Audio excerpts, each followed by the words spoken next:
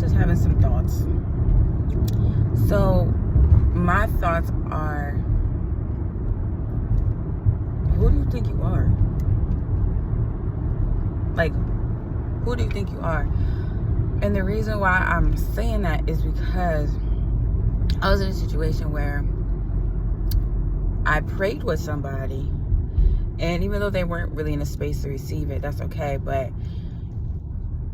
it was the like essence or spirit behind it. Like, yeah, this is my job. This is what I do. I go out and save people. I bring them into the kingdom. Da da da da. Like, what I do is important. And I'm not saying that it's not important, but it's just like, sometimes people as believers, we have this like self-righteousness about us that we subconsciously develop, or we just have this self-importance. Like, we puff out our chest like, yeah, I spend time with God, and I'm a prophet, I'm an evangelist, I'm a this, I'm a that. Like, I feel like there's a difference between having confidence and being bold in it, and then there's a difference of pride. And pride is a birthplace of insecurity. So as I'm sitting here thinking, like, in my own spirit to myself, I'm like, who do you think you are? In the grand scheme of things, you are not that important. Now, I'm not saying you have no worth, you have no value. Don't get it twisted, because my whole lifestyle is about that. But what I am saying is, why are you so self-important that you think that what you're doing is so important? Like, it was probably a good thing to do it, but was it a God thing?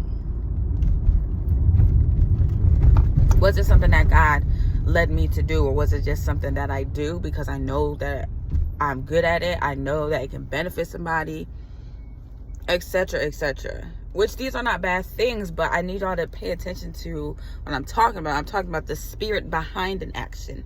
The spirit behind you either self-proclaiming or even accepting what other people see on you spiritually and prophetically.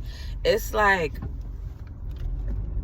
yes, God does not call the qualified, he qualifies the call. But even in that qualifying, yes, it's good to speak affirmations, it's good to walk into and step into that identity. But if there are pieces in you that are still lacking, you will step into that pridefully, overzealously, self-righteously, and make yourself self-important. And honey, you ain't the only one that can get the job done. It really is about purity of heart. So I'm like, really looking at myself sideways like, girl, who do you think you are? Who cares if you're an evangelist? Who cares if you're a prophet? Who cares? It is a privilege to partner with God. It is a privilege to have an intimacy, love relationship with God. It is a privilege to be called, to be chosen, to be sent. It is a privilege. It is an opportunity. And I feel, at least maybe this is just for me, either one, taking it so lightly that I'm living, I don't want to say I'm living how I want to live, but I'm allowing my hindrances to come about, if you will. Mind you, this is coming from someone who's all about compassion, all about like, respect your shift. There's a time and place for everything. And if you ain't feeling it right now, or if you can't do it in your own will right now, then God will transfer his will unto your will, just like he did Christ. But this is not that. This is about self-importance and self-righteousness as people who claim to be representations of God. It's not that deep. And an analogy that I had is like, you're not the only one that can do the dishes.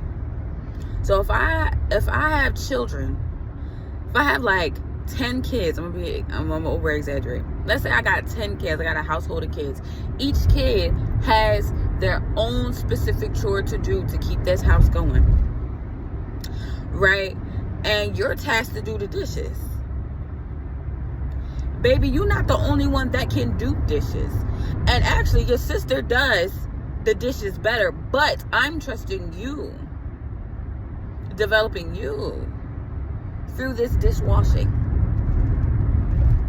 I don't know if that makes sense. It makes sense to me. And hopefully it makes sense to the people that is called to this particular message. But we just need to let go of the self-importance and the self-righteousness, understanding when that's coming about. Like, when we're using God as a weapon against people, we're in error. When we're out here saying, oh, I'm God's favorite, oh, don't what is the scripture? Lord forgive me. Like, don't do harm to the anointed, and God got me, and stop weaponizing the Lord. He don't need you to do that, and he don't want you to do that, because that's not being a proper representation of who God is. And this is for me too, baby. Stop weaponizing God against his people, or even against people that may not believe yet, or right now, or can't believe, has been traumatized. But this message is getting a little long. But the point is, we have to let go of this self-importance, because it's a privilege to be here. It's a privilege to be called. It's a privilege to know what your purpose is, to know what your calling is, to be trained for it, to be developing intimacy with God in it. It is a privilege, opportunity. So if you're called to the prophetic, everybody's called to hear God prophetically. But if you are called to be a prophet, you're called to be an apostolic individual, evangelist, all of the fivefold ministries that I can't name at this very time. Please remember, it's a privilege to be called to that. And someone else can do it and does do it. But God chose you because he sees beauty in you, and he wants to have a relationship with you that is so tangible and so fathomable that you can't stray. And his love and his glory will shine so thick and heavy on you that you won't have to debate the gospel, because I'm gonna bring it in. For me, that's not what I do, and that's not what I'm going to do. End of the day, yes, you are worthy, yes, you are valuable, but don't be so self-important that you end up missing the point. I'm not gonna say missing God, because I hate when people say that. But I am gonna say missing the point, missing the bigger picture. We want to ask God to expand out the things that we have, expand our territory. Lord, expand my mind, expand my perspective. Allow me to have your point of view, not only about me, but about your people. Anyway, I hope this found you well. This is gonna be an 8-9 minute video. Those that are supposed to watch it will. But just know, if you do struggle with that, it's okay. Awareness is the first step to change. And I'm gonna end it how I normally do. Acceptance fosters change, but it does not equal approval. Selah and say less. Be blessed.